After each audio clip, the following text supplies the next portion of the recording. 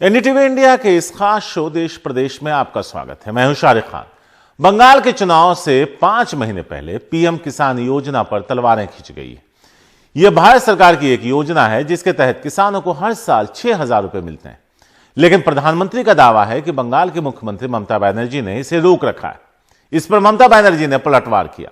लेकिन इस बहस के बारे में बंगाल के छोटे सीमांत किसानों की क्या राय है, आलोक पांडे और जीडी शंकर ने बंगाल के उत्तरी 24 परगना जिले में जाकर पड़ताल की।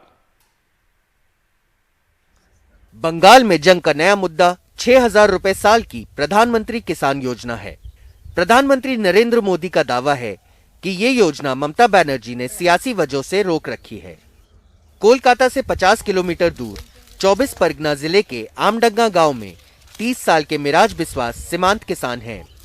ये अपने 2 बीघे के खेत में सब्जियां उगाकर मुश्किल से 4 लोगों के परिवार का गुजारा कर पाते हैं।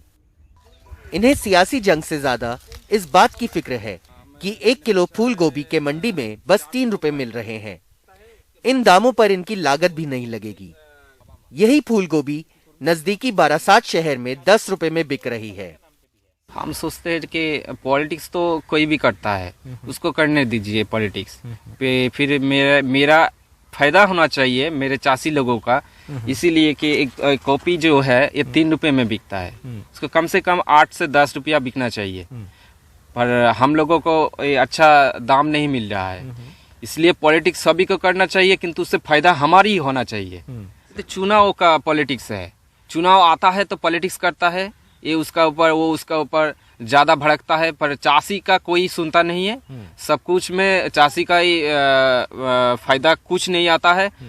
जो भी अच्छा होता है वो पॉलिटिकल लोगों का ही होता है। बंगाल की सरकार शुक्रवार को किसानों को संबोधित करते हुए प्रधानमंत्री मोदी ने दावा किया कि बंगाल के 70 लाख से ज्यादा किसान प्रधानमंत्री किसान योजना का फायदा नहीं उठा पा रहे हैं और 23 लाख से ज्यादा बंगाली किसानों ने इस योजना के लिए ऑनलाइन आवेदन दिया है। जय हिंद। लेकिन ममता बनर्जी की सरकार ने सत्यापन प्रक्रिया को रोक दिया। बंगाल की मुख्यमंत्री ने आरोपों को सियासी फायदे के लिए किए जाने वाला दुर्भावनापूर्ण प्रचार बताया, केंद्र पर जानबूझकर देरी करने का आरोप लगाया और कहा कि बंगाल सरकार पहले से छोटे किसानों को 5,000 रुपए सालाना दे रही है। आमडांगा में 60 साल के सीमांत किसान कन्हई बेरा कहते हैं कि वो ममता बनर्जी के समर्थक है, लेकिन चाहते हैं कि केंद्र और सरकार दोनों लोगों के लिए काम करने की रफ्तार तेज करे। नहीं आता है तब आपका उसका जो देता है। अगर मुझे पैसे मिले तो जरूर होगा, लेकिन इस सियासत का कोई फायदा नहीं। एक आदमी कहता है कि मैं दे रहा हूँ, दूसरा कहता है कि नहीं मैं दे रहा हूँ। ये तो बस तू मैं कर रहे हैं। इससे किसान को क्या फायदा होगा? किसानों और खेती पे जो राजनीतिक सियासत होती है वो तो कई सदियों से चली आ रही है, लेकिन आजकल जो पॉलिटिकल ब्लेम गेम है वो काफ़ी बढ़ा हुआ है किसानों को लेके, चाहे वो देश में हो चाहे वो खासकर बंगाल में हो। लेकिन सोचने वाली बात शायद ये है कि एक तरफ आप ये पॉलिटिकल तू मैं कर रहे हैं, क्या दूसरी तरफ उसका कोई भी फायदा जो स्मॉल मार्जिनल फार्मर जो ज़मीन पे अपनी खेती बेचने के लिए स्ट्रगल कर रहा है उसको होता है कि नहीं। बंगाल के नॉर्थ 24 परगना जिले से कैमरा पर्सन जीडी शंकर के साथ आलोक पांडे, एनडीटीवी इंडिया। मध्य प्रदेश में लव जिहाद के खिलाफ धर्म स्वतंत्रता विधेयक को विशेष बैठक में कैबिनेट की मंजूरी मिल गई। अधिकतम 10 साल तक की सजा इसमें संभव है और अगर आप बिना सूचना दिए शादी करते हैं तो यह मान्य नहीं होगा। लेकिन देखना होगा कि जिस तरह से खबरें उत्तर प्रदेश से आ रही हैं कि इस कानून का बड़े पैमाने पर दुरुपयोग हो रहा है, उसे रोकने के लिए क्या कोई चेक एंड बैलेंस यहां पर नजर आएगा। एक पूरी रिपोर्ट। शिवराज सरकार ने धर्म स्वातंत्र्य विधेयक 2020 के ड्राफ्ट को मंजूरी दे दी है। शनिवार को हुई कैबिनेट बैठक में इस ड्राफ्ट पर मुहर लग गई। विधानसभा से पास होने के बाद यह विधेयक कानून बन जाएगा और मध्य प्रदेश धर्म स्वातंत्र्य अधिनियम 1968 निरस्त हो जाएगा। किसी को दबा के, धमका के, प्रलोभन दे के, अंधेरे में रख के धर्मांतरण करवा लें, ये मध्य प्रदेश में नहीं चलेगा। और इसलिए 1968 का जो हमारा कानून था उसको हमने और प्रभावी बनाया है। और कड़ा बनाया है। कई तरह की ऐसी घटनाएं आती है कि पंचायत पे अगर कब्जा करना है तो किसी बेटी से विवाह कर लो और फिर उसको चुनाव लड़ा दो। इस बिल के मुख्य बिंदु हैं बहला फुसलाकर, धमकी देकर जबरदस्ती धर्मांतरण और शादी करने पर 10 साल की सजा का प्रावधान होगा। यह अपराध गैर जमानती होगा। धर्मांतरण और जबरन विवाह की शिकायत पीड़ित माता पिता, परिजन या गार्जियन कर सकते हैं। सहयोग करने वालों को भी मुख्य आरोपी बनाया जाएगा। उन्हें अपराधी मानते हुए मुख्य आरोपी की तरह ही सजा होगी। जबरन धर्मांतरण या विवाह कराने वाली संस्थाओं का रजिस्ट्रेशन रद्द किया जाएगा। इस प्रकार के धर्मांतरण या विवाह कराने वाली संस्थाओं को डोनेशन देने वाली संस्थाएं या लेने वाली संस्थाओं का रजिस्ट्रेशन भी रद्द होगा। धर्मांतरण और धर्मांतरण के बाद होने वाले विवाह के 2 महीने पहले कलेक्टर को लिखित में आवेदन देना होगा। बगैर आवेदन दिए धर्मांतरण कराने वाले धर्मगुरु, काजी, मौलवी या पादरी को भी 5 साल तक की सजा का प्रावधान है। पीड़ित महिला और पैदा हुए बच्चे को भरण पोषण का हक हासिल करने का प्रावधान किया गया है। आरोपी को ही निर्दोष होने के सबूत प्रस्तुत करना होगा। कांग्रेस का आरोप है कि बीजेपी ऐसे कानूनों से लोगों को भ्रमित कर रही है। सेट एजेंडा है भारतीय जनता पार्टी का। जो कानून 1968 में देश में लागू हो चुका था और तत्कालीन सरकारें समय समय पर जब आवश्यकता पड़ी उसमें उसको सुदृढ़ और मजबूत करने के लिए उस पर काम करती रही हैं। 17 साल की प्रदेश की सरकार को 2020 में लव जिहाद का कानून बनाने की याद आई। उत्तर प्रदेश के बाद मध्य प्रदेश और जहाँ जहाँ भाजपा शासित सरकारें हैं वहाँ पर भी इसको लागू करने का एजेंडा है। 230 सीटों वाली मध्य प्रदेश की इस विधानसभा में फिलहाल 229 सदस्य हैं, जिसमें बीजेपी के पास 126 विधायक हैं। उसे आसानी से बहुमत मिला हुआ है। ऐसे में इस बिल को इस सदन से पारित करवाने में सरकार को कोई खास परेशानी नहीं होने वाली। भोपाल से कैमरा पर्सन रिजवान खान के साथ अनुराग बारी, एनडीटीवी इंडिया। पश्चिम बंगाल में 2 दिन के दौरे के बाद अब गृह मंत्री अमित शाह पूर्वोत्तर राज्य के 2 दिन के दौरे पर हैं। उनका पहला पड़ाव असम में रहा, जहां एक बड़ी रैली कर उन्होंने कई सरकारी योजनाओं को लॉन्च किया और इसी बहाने 4 महीने बाद होने वाले विधानसभा चुनाव का शंखनाद भी किया।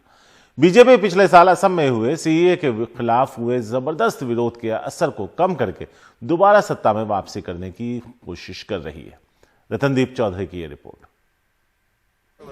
असम बीजेपी ने केंद्रीय गृह मंत्री अमित शाह का आधी रात को शानदार स्वागत किया। कंपा देने वाली ठंड के बावजूद बीजेपी के हजारों कार्यकर्ता शाह के स्वागत में नाचते गाते सड़कों पर डटे रहे। सीएए के खिलाफ जबरदस्त विरोधों के बाद असम में अमित शाह का ये पहला दौरा है। इस बार उनके भाषण में सीएए नहीं था, बल्कि शाह ने राज्य में नई योजनाओं की बात की, जिससे राज्य को नई राजनीतिक दिशा मिल सकती है। शाह ने 8000 कीर्तन करने के स्थान यानी नाम घरों को आर्थिक मदद और संत श्रीमंत शंकर देव के जन्म स्थान बतरदवा के पुनरुत्थान के लिए 188 करोड़ की सौगात दी।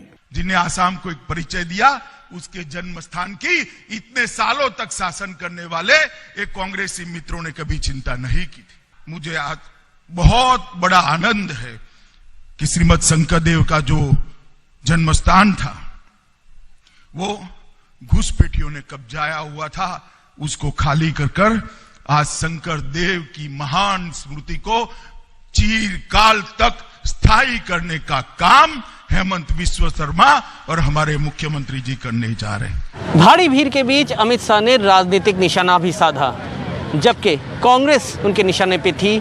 उन्होंने ये भी पूछा कि इतने दिन के आंदोलन से असम को आखिर क्या मिला।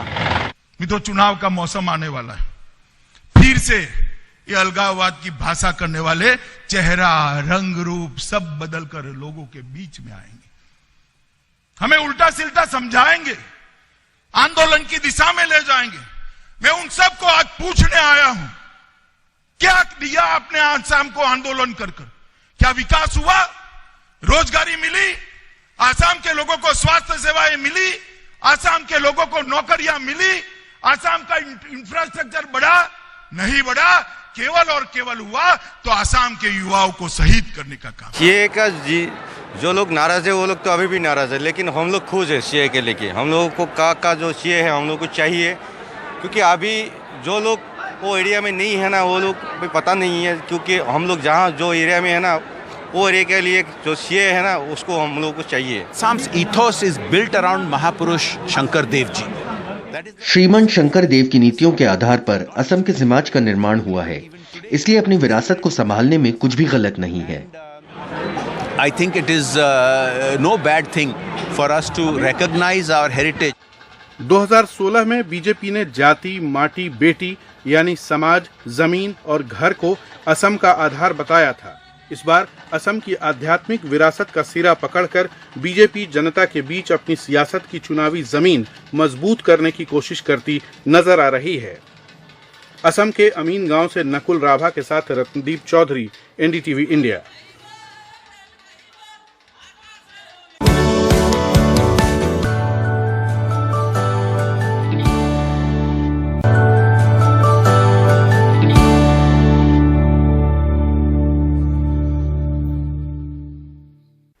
यूपी के बुंदेलखंड इलाके के बांदा जिले में आग लगने से एक ही परिवार के 4 लोगों की मौत हो गई। मरका थाना क्षेत्र में एक कच्चे घर के अंदर एक महिला अपने 3 बच्चों के साथ मौजूद थी।